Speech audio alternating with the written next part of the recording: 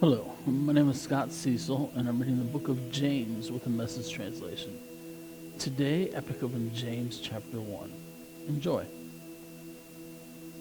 I, James, am a slave of God and the master of Jesus, writing to the 12 tribes scattered to kingdom come. Hello. Consider it a sheer gift, friends, when tests and challenges come at you from all sides.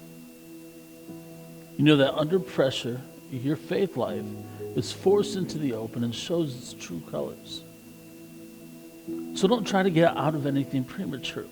Let it do its work so you become mature and well developed, not deficient in any way.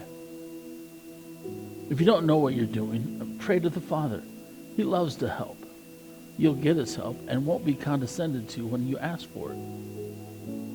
Ask boldly, believingly, without a second thought.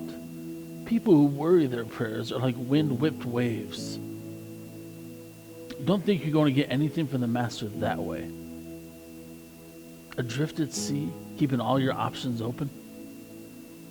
When down and outers get a break, cheer. And when the arrogant rich are brought down to size, cheer. Prosperity is as short-lived as a wildflower, so don't ever count on it. You know that as soon as the sun rises, pouring down its scorching heat, the flower withers. Its petals wilt, and before you know it, that beautiful face is a barren stem. Well, that's a picture of the prosperous life.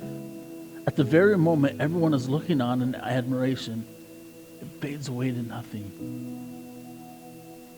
Anyone who meets a testing challenge head on and manages to stick it out is mighty fortunate. For such persons loyally in love with God, the reward is life and more life. Don't let anyone under pressure to give in to evil say, God is trying to trip me up. God is impervious to evil and puts evil in no one's way. The temptation to give in to evil comes from us, and only us. We have no one to blame but the leering, seducing flare-up of our own lust. Lust gets pregnant and has a baby. Sin. Sin grows up to adulthood and becomes a real killer. So, my very dear friends, don't get thrown off course. Every desirable and beneficial gift comes out of heaven. The gifts are rivers of light cascading down from the Father of light. There's nothing deceitful in God, nothing two-faced, and nothing fickle. He brought us to life using the true word, showing us off as the crown of all his creatures. Post this at all the intersections. Dear friends, lead with your ears, follow up with your tongue, and let anger straggle along in the rear. God's righteousness doesn't grow from human anger. Just throw all spoiled virtue and cancerous evil in the garbage. In simple humility, let our gardener, God, landscape you with the word, making a salvation garden of your life.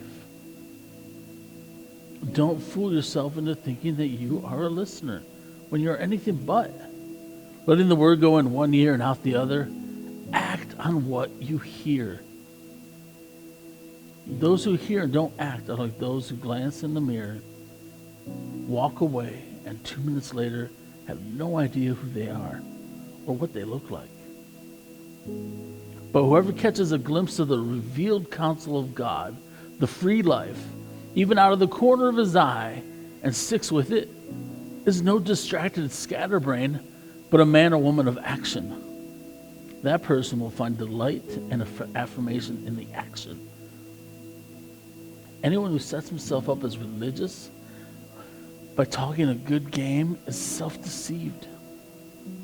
This kind of religion is hot air, and only hot air.